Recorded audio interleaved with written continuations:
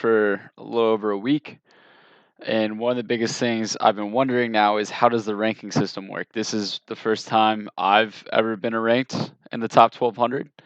Um, and it's a bit confusing to me. I keep wondering why when I win I only go up 5 or 6 spots, but when I lose I can drop anywhere between 15 to 200 spots. So this has always been just a bit confusing to me, and I've been trying to figure it out. And I ran across a video and a couple data articles that really explained it. And I'm here to kind of simplify that and share that with everyone because I'm sure other people will probably like that as well. So let's get into it. So the first thing is going through a little bit of an overview of what we're going to be looking at today.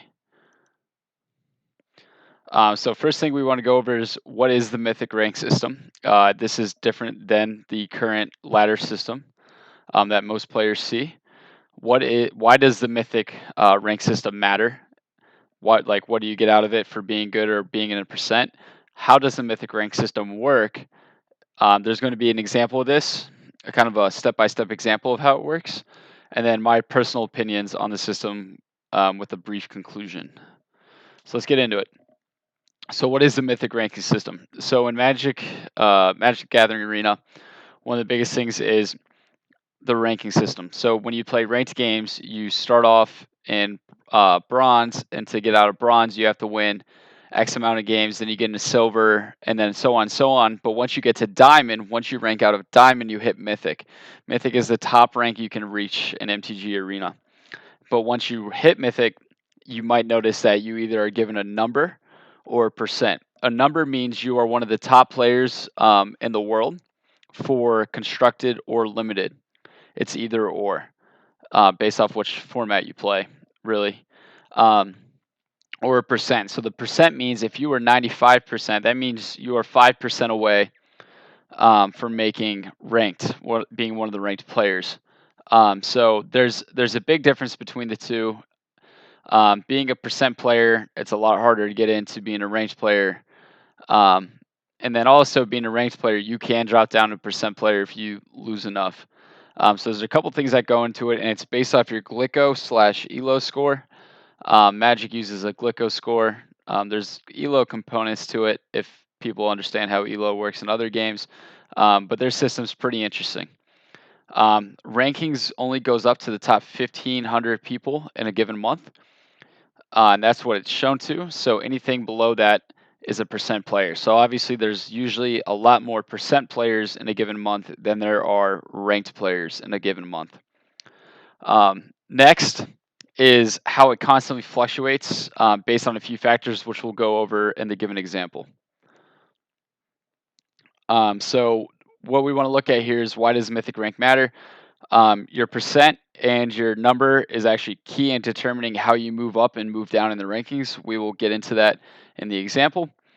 And then also, if you do finish in the top 1,200 for one of the limited or constructed formats, you do get invited to the Mythic Invitational Qualifier.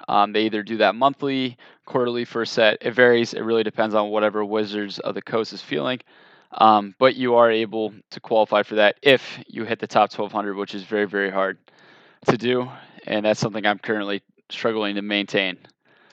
So let's kind of go over how does the Mythic ranking system work. I've been really focused on this for the past week as this is the first time I've ever been ranked, and I really just want to try and understand it, how it works, and kind of deep dive. And I've been really struggling to find a lot of information on it. I found the Glicko statistic model and how it works. It is very confusing. A lot of numbers and formulas and variables that go into it. And that really didn't stand out to me. I'm an analytics major, and I've tried plotting away with it in Excel, and I wasn't getting anywhere with it. But then I discovered this video from Ryan Spain. He's an ex-Wizards of the Coast employee who really helped out with Arena, who really kind of did a really deep dive into explaining how does the ranking system work, and I found it very, very helpful. And my goal here is to try and explain it in a step-by-step example of what he was trying to say and what it represents and how it makes sense for the Mythic ranking system. So like I said before, it is a Glicko/Elo rating system. The way it works is at the beginning of each month, Wizards of the Coast for Construct Unlimited allots a certain amount of what they call player points. So imagine it's poker chips is the way I look at it. So for a poker tournament, there's only a certain amount of dollars or poker chips given in for the tournament. And the idea is people can accumulate more chips or they can lose more chips based on whether they win or lose hands. And that's very similar to here in Magic, is that once you make Mythic, you are allotted a certain amount of player points based on a few factors. And you can lose those chips or lose those player points or win those player points based off whether you win or lose matches and who you lose those matches to. So it's pretty important to see how that happens. We don't have the specific amount of player points you're given and stuff like that, but you can definitely see the difference between someone with a low rating with a percentile next to their name for Mythic and a number percent, as a number percent person will have more player points than a percent person would, of course. And basically, how do you gain or lose those player points? It's very similar to a poker ante, where you ante up a certain amount of points before the game. In poker, it's always the same ante except for a big and small blind. In Magic, however, it completely changes based off whether you're a percent player and a ranked player, and if you're playing someone above you or below you in the Mythic ranking ladder. So we're going to get into that and show an example of what I mean, because that all right there is pretty confusing. But when we actually go step by step and look through it, it's actually not as difficult as it looks. So here's our example. Step 1. It's the beginning of the season. Wizards of the Coast puts out 100,000 player points. This is completely theoretical. We have no idea how many they actually give out. But we say they give out 100,000 player points here. So right there we have a full stack of poker chips. They give out a ton of points. And it's all for anyone to go grab, but you have to make Mythic to get there and grab the player points. Step 2 is you got to make Mythic, like I said. So there's two types of differences for when you make Mythic. Let's look at player 1 here. Player 1 had a 70% win rate. They made Mythic on the third day of the season, and they played a couple top 200 players to get into Mythic. Why does this matter? Well, player 1's going to get a bigger share of the player point pool, or get allotted more player points, just due to the fact that they had a high win rate. They made Mythic very early on, which meant there were a lot of player points to be dished out. And they played a lot of ranked players to get into that position when they were in Diamond. So that meant they were able to get more player points, as you can see there with a bigger stack of chips. Next, we have player 2. Player 2, we only see one chip. Why could that be? Well, player 2 made it with only a 53% win rate. They made Mythic the 20th day of the season, which is pretty late into the season. And to get there, they really only played a few percent Mythic players. Well, why does that matter, you may ask? Well, based off the ante rule, which we'll go over next, you can win or lose player points. So in Diamond, you can actually start accumulating these player points, but they're not visible. You can accumulate these player points by playing someone in Mythic. So here we see in player 1 that because they played a few top 200 players, you got to remember, because they're playing someone above them, they have a chance to win more chips or more player points than they would if they lost the game. Whereas player 2 really does also have a chance to gain player points, but they're not getting as many player points as player 1 would be per se, due to it being later in the season and having a lower win rate. So now we'll go into that ante comparison I was talking about earlier. So this is more of your matchmaking that we see here with the ante rule.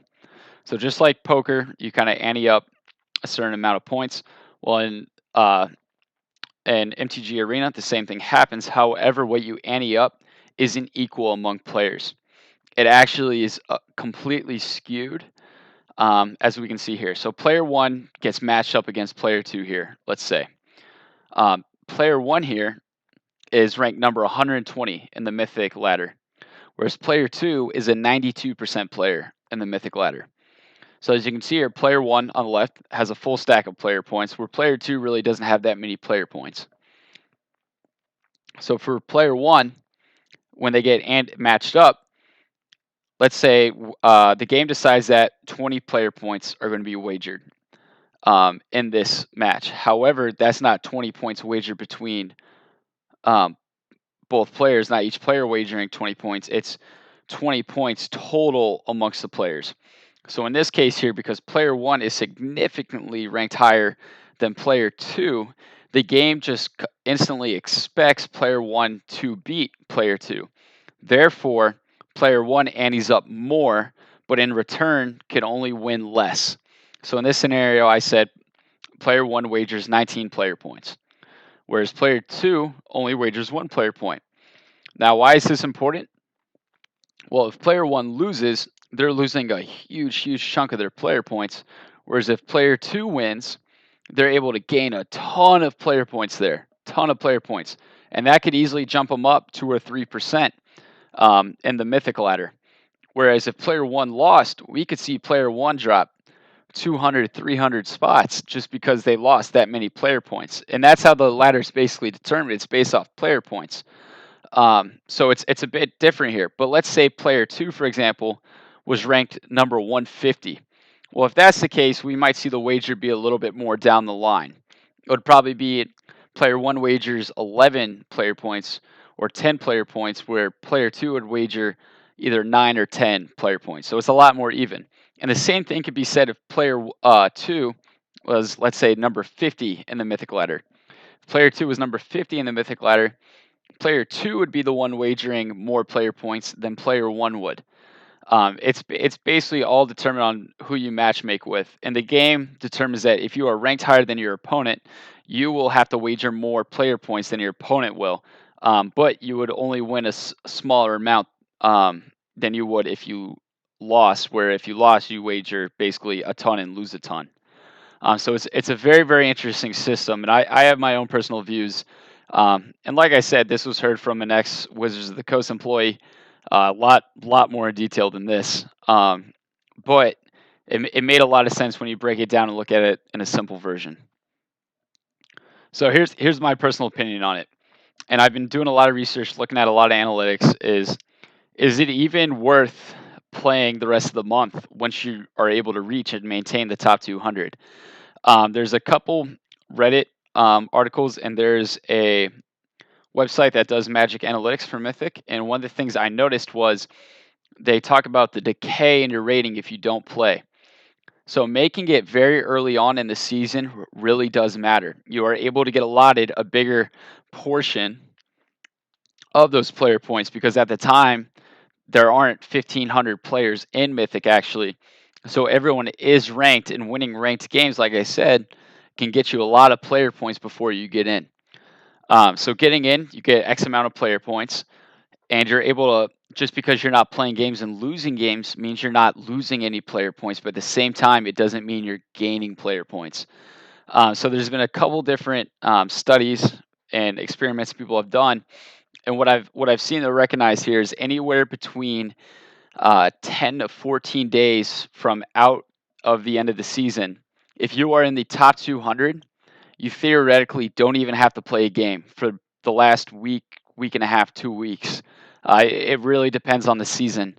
Um, and you can make the top 1200 just due to your decay not really decaying much. Your decay is really only coming from players earning more player points and climbing up the ladder.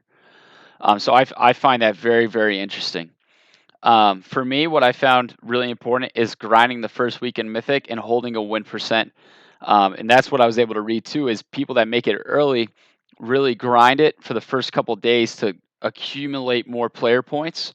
So that way, when they get to the end of the season, they don't have to play as much or don't have to play at all due to them knowing that, okay, based off decay studies we've seen, we will still be in the top 1200 and qualify for that Mythic Invitational qualifier. I personally believe the system seems a bit flawed to top players. I don't think it rewards the top players enough. If you're able to make it to Mythic early and quickly, that shows you're really putting in the time, the dedication, everything like that. I feel like you should be rewarded a bit, because you could be number one and just go on a massive losing skid, and just because you're playing players that are ranked 1,000, 1,200, And percent players, you could just completely just diminish and lose all your player points because every time you're playing, you're having to wager more points than you are gaining if you win. I think that system's a bit flawed. I don't have a personal solution to it. The only thing I think that could work is kind of like the scenario we saw above. Maybe have the top players not wager as many player points as it is. I still think the top player should wager more than the bottom or the lower rated player, but I think the gap shouldn't be as big. Um, and I think that's completely fair, but I don't make the calls. It's Wizards of the Coast. This is just all my personal opinion. I also think if you're not in the top 200, let's say a week and a half out, I think you just have to really start grinding and try and get the top 200. Even if it means you're losing points, you can't sit around and wait because everyone's going to be super, super active in that last week, and losing player points just seems pretty detrimental. Obviously, in the last week, but at the same time, you're not gaining any while other people are. Whereas if you're in the top 200 at that point, you've really worked hard to um, maintain your grasp on these player points, and then at that point, you've probably accumulated enough that you really don't have to play. And that's what a lot of the studies and charts are showing. I wish I could show those, but the people that have them, I didn't give permission from to have yet. I reached out to them; they just hadn't gotten back to me, and I didn't want to steal their content um, or use their content. So yeah, I think this is really the simplest breakdown I can give of what happens in the Mythic rank. And yeah, I think overall it's an interesting system. I think it works, but I think there's a couple flaws that could be tweaked. Um, but who knows? This is my first time being ranked. It's not my first time in Mythic, but it really, really helped me understand what there is to gain and lose in playing in ranked Mythic. And I've definitely become a little bit more cautious about starting up games and playing a ton of games now that I understand the system. So hopefully this video is able to really help out other players that are aspiring to make Mythic or are currently in Mythic and trying to understand how it works. So yeah, that's all I got. Thanks for tuning in.